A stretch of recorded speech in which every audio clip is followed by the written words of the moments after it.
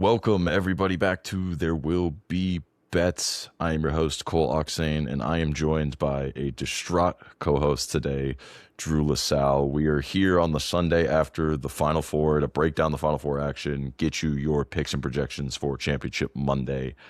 And it was a tough one, not only for us on the podcast, going 1-3 on our picks in general. Drew, as many know, is an Arizona graduate, Arizona fan. Not a good night to be an Arizona fan by any stretch of the imagination. So I'm going to let Drew take it away here, give his thoughts right off the bat on everything we saw, not just Arizona, but the UConn game as well. And then we'll wrap up our discussion on that and get into the picks. But Drew, on a solemn Easter Sunday, how are we? Yeah, I was sending out the Kermit building meme for anybody who's aware of what that looks like to a lot of folks last night. I'd say right around halftime, but Cole talked about it before we even jumped on. Like, you knew that game was over 10, 15 minutes in. Like, that was not a competitive game, and really disappointing in what was billed really as a championship game ahead of this now UConn Michigan game. Did not live up to the hype. Arizona was not prepared on defense. Came out slow again on offense, and really got a lot of breaks. I mean, Lindeborg gets hurt. Actually, sorry, let me back it up. Lindeborg gets 2 fouls a minute and 12 seconds into the game. You're thinking, wow, what a dream start. I think we were down 9-1 at the time when he gets his second one, but still unbelievable start. He then comes back in with 12 minutes left, gets hurt, pretty much doesn't play the majority of the game. I know he came back in and hit a couple ridiculous threes, but yeah, I pretty much knew it was over when Bradley got his second offensive foul to make it 3 fouls in the first half. What an abysmally reffed game, by the way. The first foul was a joke. Not 1, but 2 feet were not set on the first offensive foul, and then he gets the chicken wing push off to make it 3. And yeah, just a disappointing effort on offense after that. You could tell that they didn't really know what they wanted to do. They felt like they should be working it inside to Pete, to Krivas, to Waka, but the Michigan length clearly caused issues for them, and you could see the lack of 3-point volume eventually catch up to where they were just down too much in the second half and could not play an effective numbers game with that. So disappointing end of the season. Can't take away from what they did collectively, though. Really, really impressive Big 12 season, winning both the regular season title and the Big 12 title, tournament title, and obviously getting to the Final Four for the first time in a quarter century. Yeah, and I think you can't take away anything from U of A. It was still a good season. I know that's the weird part about the Final Fours. It's always like so disappointed to lose in the Final Four, but it's like it's hard to make the Final Four. This is the hardest tournament in sports to win in general, and you even win 4 games is great. I think the real takeaway here is that the smoke around Dusty May as potentially the next great college basketball coach, maybe other than Danny Hurley, who's obviously still got a lot of time left and is proving again and again he is better than we all have maybe given him credit for. But I think the smoke around Dusty May is real. I think this guy can coach. I think defensively they were ready for everything Arizona wanted to do. And I think offensively they knew exactly what Arizona's strengths and weaknesses were, and they took advantage of it. I don't know if you saw this. I saw a breakdown. I'd have to look it up and give credit to who it was, but somebody gave a breakdown that literally they had designed the offense that some of those Elliot Cadeau, what looked like missed shots, were actually like intentional passes off the backboard to get over the length of Arizona to get those lobs to Mara. Now, I don't know if that's real or not, but watching this breakdown I saw today, it kind of looked like it was real with how intentionally they were thrown over the rim on what you would assume were layups.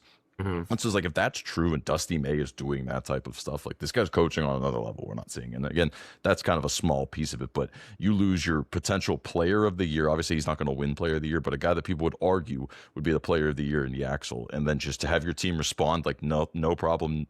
Next man up. We're going to have guys step up, hit big shots. You know, Mara played a great game, and he's a guy who definitely has his deficiencies when it comes to athleticism. He's obviously massive human, but you know, he tends to be a half step slow sometimes, but he played a great game. You know, Elliot Cadeau, who I have had my questions about his whole career, showed up, played a big game. You know, defensively they were great. Marez Johnson was great. Like you got to give credit to this Michigan team. So obviously it was tough for both of us being on the U of A side. I'm in a little bit of a pickle because obviously when we picked our brackets, I did pick Michigan to win it all, but then kind of flipped up after digging into the stats. And, you know, hand up, we were both wrong on that one. But I think it'll be an interesting game. And obviously, not to forget that there was a second game played yesterday. Obviously, the U of A game meant a little bit more to this podcast, but UConn and Danny Hurley get the job done again. I know you have some thoughts on this game, Drew, in general, but all I can really say is Illinois just kind of hit the wall that, potentially a team like Illinois was always going to hit, which is when the shots don't fall, that style of offense and that style of play really just gets stuck in the mud because they don't, other than Wagler, have a guy that's really a shot creator. And while he was able to get his own shot, he had no help yesterday. So, they just ran into a wall, a better coach team, a team that was able to execute even in an ugly, nasty game where no team played amazing, no team shot great. UConn was just a little bit better. Danny Hurley was just a little bit more prepared. So that's kind of what happened in the UConn game. I know, like I said, you've got some thoughts on that game as well, Drew, specifically related to one of your plays, if I know you want to get into here real quick. Yeah, let me start with that. What an absolute joke for that first half under to not hit 64 and a half, 65, no matter whatever you got. It I think it was 23-22 with 4 minutes left in the half. So we're sitting pretty, these teams can't throw it in the ocean. And they finally get something going after the 4 minute timeout. And then sure enough, Mullins banks in a three from 27 feet to, I think, get us to 64. And ultimately Wagler hits a shot in their Illinois' last possession to push us over the total. But every time you bet a first half under that doesn't hit, I guarantee the full game under is going to hit, and vice versa. I can't hit a total in this tournament no matter what I do. So really disappointing because it was absolutely the right read. The handicap was they're going to come out slow. UConn off a ridiculous win. Illinois hasn't really played a defense that can kind of hold them down like UConn can, and that is exactly how the game played out, not only in the first half, but the second half as well.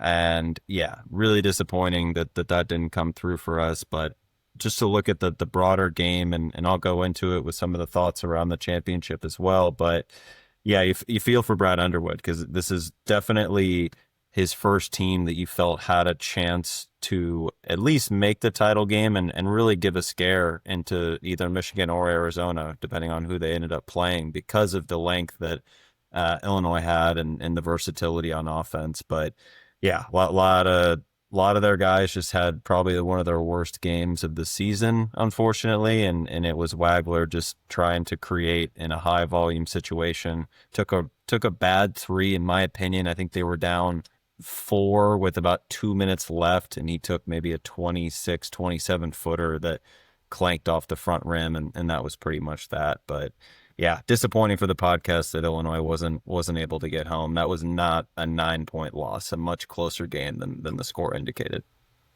Yeah, definitely agree. If you look at the box score, again, the shooting splits were just one team shot bad and one team shot worse. It was not like UConn shot the piss out of the ball. It wasn't like they just showed up and absolutely thumped them in the way Michigan thumped Arizona. It was just, again, and maybe this is just the truth, is that one team has arguably the best coach in the sport and the other didn't. And so just the little situations here and there where UConn was able to take advantage of some mistakes, they were able to get the job done. One other thing I will give UConn credit for, and maybe this is a win for some good old American muscle, but Terrace Reed was able to handle the bigger defenders, and even on offense, he was able to basically have his way against the bigger players that Illinois has. And they said it on the broadcast 3 or 4 times, but that his strength was outplaying the length that, Illinois had, the classic strength versus length thing. And I mean, everyone's talking about the European style of play and importing all these players like Illinois did. Again, maybe it's just a victory for good old American strength. Terrace Reed was a beast. He couldn't be stopped, even if he was outsized.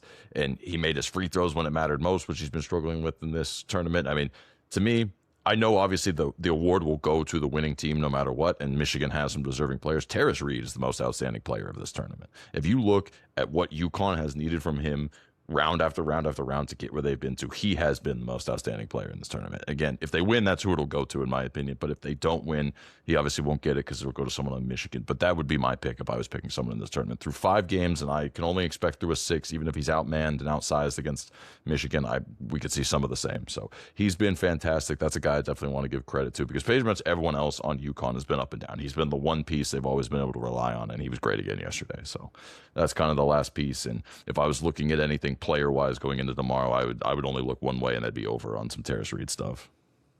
I do think that like going up against um, Mara and Johnson is like a little bit different of a dynamic than maybe playing against the Baltic Towers for Illinois. But yeah, I mean Reed kept them in that Duke game in the first half, kept in as lightly because they were down 15, but he was really their only consistent option on offense in the first half against Duke. And that was you want to talk about another bad beat. I had his point total under 15.5 yesterday, and for some unknown reason, he's in the game when Illinois is in foul mode when he shoots 59%, and of course goes 8 for 8 from the stripe yesterday. But just another kick in the dick for your boy yesterday was that. But yeah, he's definitely been their most valuable player, and curious to see. Yeah, he's more athletic than Mara is, but yeah, definitely a different level of size across the board on Michigan's front court that he's not experienced yet this tournament. Yeah, I think that could be the key matchup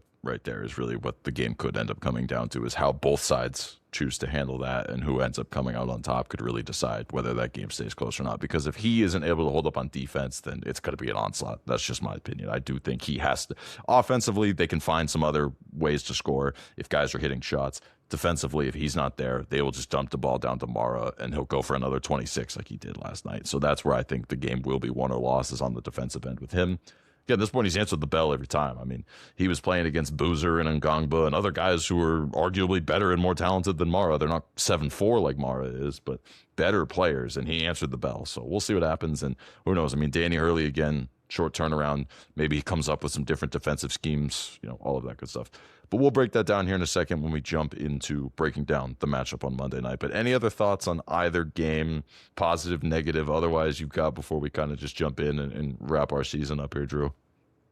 Nah, let's get to it. I was a little upset that Tommy Lloyd didn't try to press maybe like early to midway through the second half, but I mean they were down 30. Like not much you can do at that point, but I think he kind of threw in the towel like I did in the first half. It's one of those things where I know as a fan you want to see that, but especially this is just a sports thing. If you don't practice something all year, it is hard to just go to it, even if it is maybe what you should do. If you don't practice pressing all year, and to U of A's credit, they have played a minimal amount of minutes trailing this year. So to be in that position and have to flip that switch, it's not an easy mindset to get into. It's the same way when, like you said, you see a team like them who didn't shoot threes all year, all of a sudden had to start shooting threes if they were going to get back in it. It's just tough.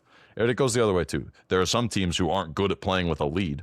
I kind of feel like this UConn team at times feels like that too, where like they're so used to just playing as like slightly behind to could do their stuff.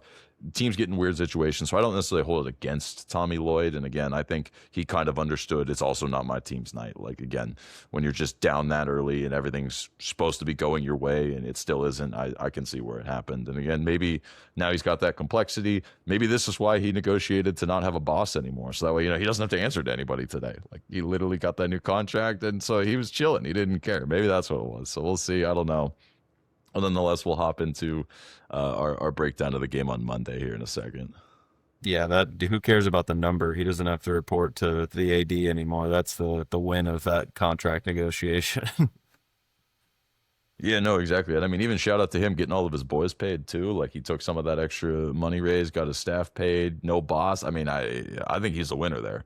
And obviously, North Sure. Carolina, we'll see what they end up doing. But Tommy Lloyd and U of A are the long-term winners in this situation, even if they didn't win last night. All right, guys. Well, if you are enjoying this video, please go ahead, hit that like button. We've had a fantastic tournament. It's been awesome to watch. It's had its ups, it's had its downs.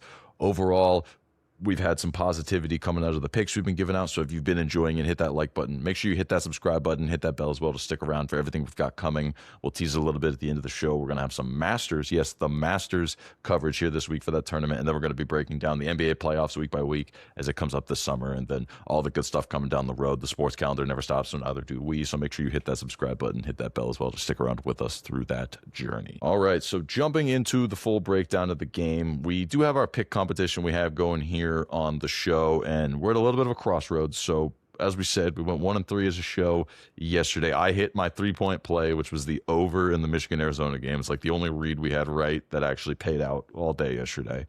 But nonetheless, that gave me a 7-point lead over Drew. So Drew and I have come to an agreement.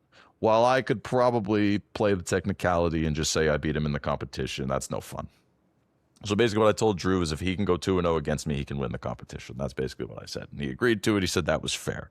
So we have decided to take opposite sides on both the total and on the side of this game. Drew is going to explain to you guys the sides he's on, and then I'll give my counter on both the sides I'm on, and we'll go from there. So Drew will have to try and go 2-0, hit this two-leg parlay. If that's the case, he beats me in the competition. Overall, in the competition, Drew was 4-7 on against the spread and total picks. He was 2-1 on dogs. I was 7-3 on totals and against the spread. I was 1-2 on dogs. So I did a little bit more on the straight line there. Drew made up some points on the dogs, and here we are. So we're gonna hop into it now. Drew, I don't know if it's out of spite because of what Michigan did to you yesterday or simply you trying to find an angle where no one else wants to be, but it looks like you're on the dog tomorrow. Give us your explanation why. Yeah, it's a bit of just a who in the world is going to be betting against this Michigan team tomorrow, but I'm taking UConn plus 7.5, and I do like the under. I think there's a lot of correlation in the under with the dog just because of the way that UConn prefers to play a much slower, methodical, keep it in the half court defense first a little bit, especially since they've entered the tournament. But if they get into a track meet with Michigan, they're going to get run out of the gym. They don't have the talent on offense to keep up with them. This is purely how can we extend possessions, shorten the game, make sure Reed doesn't get in foul trouble. But for me, this play, yes, it's very focused on how can UConn really just narrative-wise stay in the game, and everybody betting on Michigan. I think there's going to be a huge percentage on Michigan, rightfully so, for how they just pantsed Arizona. But let's just talk about Dan Hurley for a second. All right.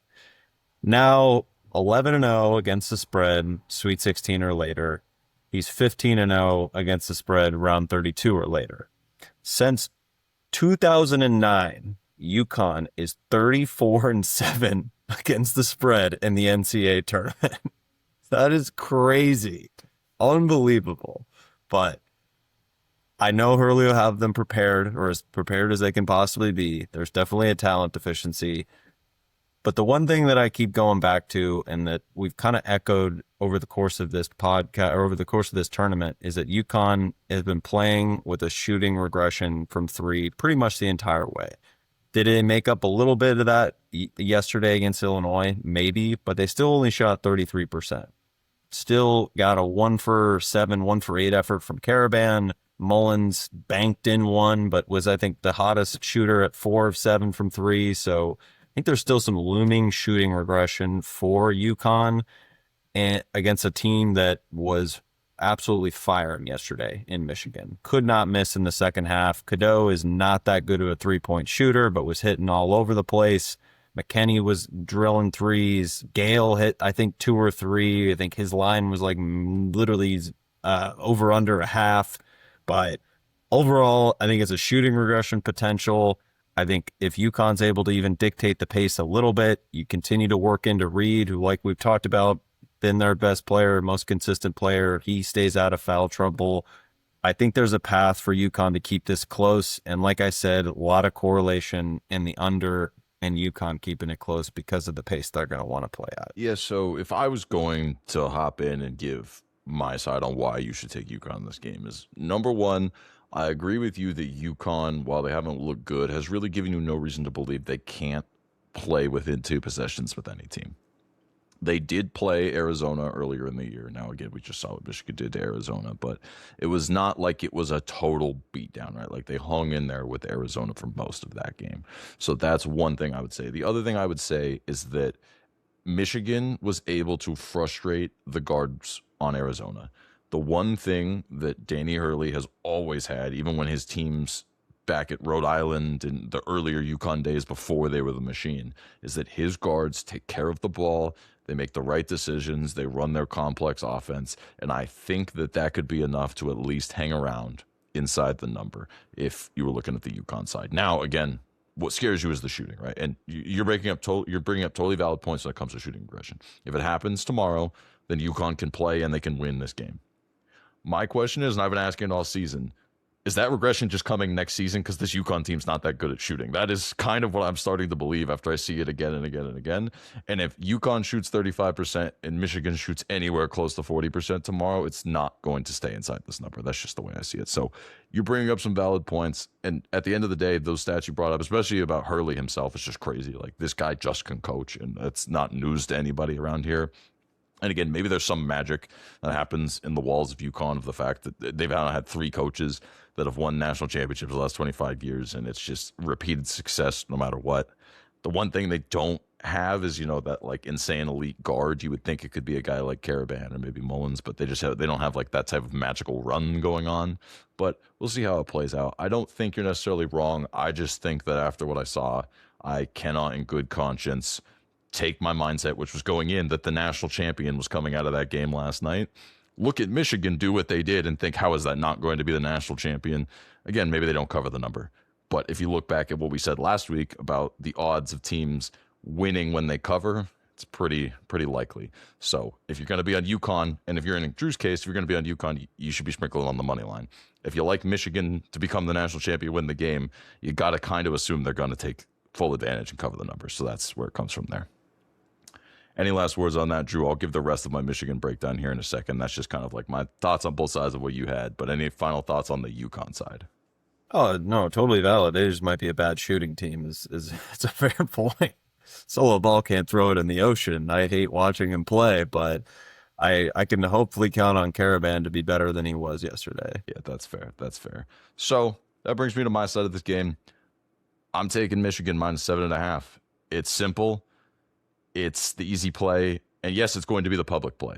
Now, first of all, I will tell you guys, just because it's the public play doesn't mean it can't happen. The public wins a fair share amount, especially in these big games. There's only 2 sides to be on. One of them is going to win. So just keep that in mind. That being said, Michigan has been dominant all year. They proved against Arizona that they are dominant against anybody they play when they are on. I think the only way Michigan doesn't cover this game and doesn't win this game in particular is if they play a C minus game and UConn plays an AA plus game. I think Michigan is just that good. I think Adai Mara, for all of his deficiencies when it comes to maybe movement and athleticism, is a problem, especially against an undersized UConn team. It's going to be all on Terrace Reed's shoulders. We said it earlier in the show. This game is going to be won or lost on Terrace Reed's defense. Not his offense, but his defense. If he can negate some of what Mara can do, especially in this pick and roll game that Michigan has just been dominant in. The amount of lobs Mara catches in this pick and roll game is crazy. It gets Elliot Cadeau in a position where he is going towards the rim, where he's more comfortable. They can then kick it out to their shooters off of it, and it's where everything runs through. So if Terrace Reed can step up, that's how UConn can win this game. Problem is, I just don't think Terrace Reed can do it for 40 minutes. I think it's just going to be too much. On top of that, I think that you saw the rest of this team step up when Yaxel went down. Kind of proved that, yeah, even without Yaxel, this team could still be an AA plus team, which is crazy, right? So obviously, again, shooting regression could come into play here, and I could be, made a fool a little bit. I think this team is just too deep. I think they're just too good. They have stomped teams all year. They have stomped good teams all year. I mean, they stomped the Illinois team that UConn had to play yesterday. They stomped Arizona. They've stomped plenty of other teams. Other than that weird loss to Purdue, which I guess that would be your argument, is that this UConn team is kind of similar in some ways to that Purdue team in the Big Ten Championship. But I'm starting to believe more and more that was a blip on the radar for Michigan. That was not, necessarily the recipe. So I think if you're telling me how this game plays out, 9 out of 10 times Michigan's winning. And so, again, stats say, based on what we said last week, that if they're going to win, they're going to cover. I'll take my chances with Michigan minus 7.5. I think it's the way to go in this game. I think, yes, it was obvious, but sometimes it's just obvious. So we're going to go ahead and do it. Yeah, I get where you're coming from. I think I talked about it in my breakdown of why I liked Arizona going into that game, is just to beat Michigan. You need to defend without fouling, keep them off the line, which actually didn't do too bad of a job there yesterday for Arizona. And you need to chase them off the 3-point line, which, holy fuck, they did not do that. So I think that UConn has done a pretty good job of that all season. I think when I looked, maybe like top 20, top 30 in effective field goal percentage from 3. So I think that's the recipe for UConn. Like I said, slow it down, keep Reed out of foul trouble, which will probably be easier said than done. But I do think they have, like you mentioned, the better guard play from a ball handling perspective. Once Bradley was out of that game, you really didn't see Burry's step up and really dictating the pace of the offense. And there's a couple different guys that UConn kind of rely on to do that. So I think they're a little bit better set up from that perspective. Yeah, no, I think you're right there. So I think all in all, I think what it comes down to is it comes down to those two key spots, and that's how you're going to know whether or not this game's going to go one way or the other. And it might take a little bit for it to get sorted out. It wouldn't shock me if this game is closer at half than, like the Arizona game was. It would not shock me to see that happen. But where you're going to realize how this game is going to go is it's going to be on the guard play, especially when it comes to shooting. If UConn is making theirs, Michigan's missing theirs, they have a chance. And it's going to come down to whether or not UConn can keep from putting them on the line and giving them free points. And I think at the end of the day, again, that comes down to Terrace Reed, especially if he can stay out of foul trouble playing defense. I think that's how you're going to know. And either one of two ways is going to happen early on, and you'll know what type of game we're in for, at least the way I look at it. One other note, I expect him to give it a go, but if anybody who watched that Arizona-Michigan game, Lindeborg is not going to be 100%. He tweaked his ankle, but had the sleeve or the brace around his knee. He was a shell of a human when he came back onto the court, and good for him that he tried to give it a go. But maybe there's a little bit of generally you can see it more so in football of like one game you can kind of cover when a star is not playing. Maybe there's a little bit, maybe not everybody has their A game across the board from the role player perspective. You don't have Gale hitting three-pointers. You don't have McKinney going for 20. Something to keep in mind as I don't think maybe Lindeborg gives it a go, but he's certainly not going to be 100% in his full self in Monday night's game. That's a very fair point. And again, that could be the case. And it wouldn't shock me if all of a sudden, again, they don't have him and things look more out of sorts, especially if Hurley's got a game plan ready. One thing we really didn't touch on, and this kind of hit me while we were talking, is this would be a crazy move, but who says Danny Hurley's not crazy enough to do it? What if UConn decides to try and play this Michigan big on big? They have one guy, it's that Ryba. He's a young guy. He's their biggest player on their roster. What if they try to play too big? And then all of a sudden, now you have the Reed on Johnson matchup, and they throw Ryba at Mara just to kind of frustrate him a little bit. And then what that really does is defensively, it puts Terrace Reed up against somebody who I think he could take full advantage of. As Merez Johnson's good, but he's not Terrace Reed.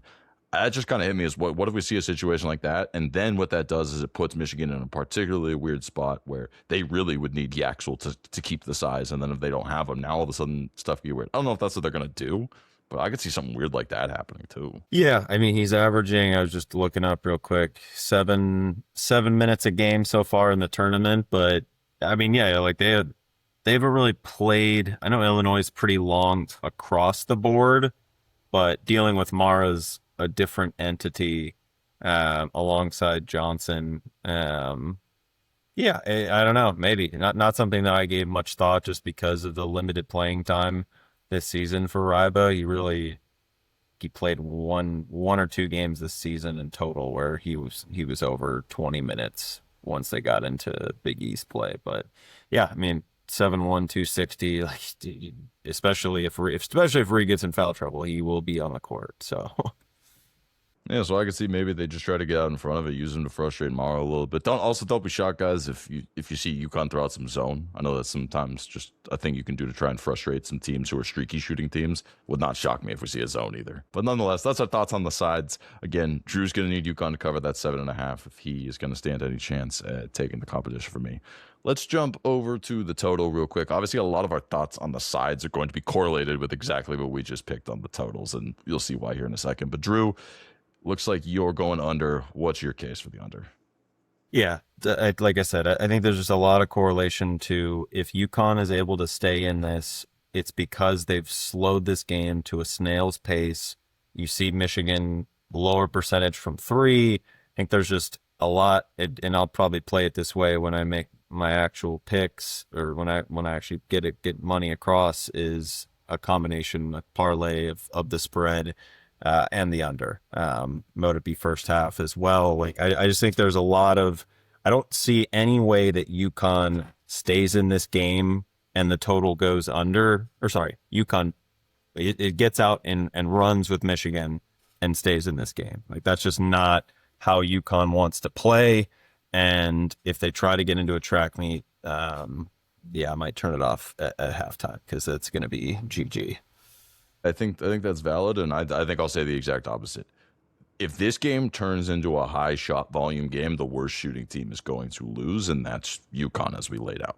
So that's why I like the over. The more possessions, the more attempts I get. I've got the bigger team. I've got the better shooting team. I'll take my chances there on an over. I think this Michigan team has been money to the over. I mean, obviously they're averaging like 90 some points a game in this tournament. So you're talking this total in the 140s. It's not going to take much. UConn could get beat by 30, and if it's 90-60, this game can go over. I mean, again, the game went over with relative ease, comparatively speaking, with the U of A game, and Arizona was not playing well on offense at all, and they're not even a three-point shooting team either, and that game still went over the total by a handful of possessions. So I think there are a little bit more paths to the over just because of A, it is an over. It takes much more specific script for an under, but B, I think if both teams are playing well, you can see it go over just by nature of teams hitting shots. If there's a high possession game, this game can get out of hand and go over. And it's a championship game. While eventually, if it is a blowout, if we do get to that point, guys will get subbed out. It's not going to happen quickly. So you're going to have the main players in there. Obviously, the biggest scare on the over as well is no Yaxel. That could be part of the problem for Michigan as well. I just think there's a lot of paths to the over the way Michigan's been playing. And again, if they can bait UConn, it doesn't have to be in the whole game. It can just be parts of the game. If they can bait them into running, it's only going to favor the over. It's only going to favor Michigan. So again, I think they're very much correlated as well. So honestly, I think our take here either way is whatever side you're on, they are very correlated together, the side and the total in this one. So maybe look at finding, like Drew said, combinations. Even again, maybe it's a half unit or quarter unit spread out a bunch of different combinations. There's ways that you can take advantage of it without having to put all of your eggs in one basket, especially if you don't feel super confident about one of those baskets. Spread it out, find the correlated ways to play it. Might be a better way to do that. But again, I'll be on the over in this game just because I think that's going to be the more likely outcome given the possible paths here. All right. Well, then anything else on the total or even the side that we might have forgotten, Drew? Or do you think we kind of covered it there and we're just going to wait and see how it plays out to wrap up what's been an exciting tournament?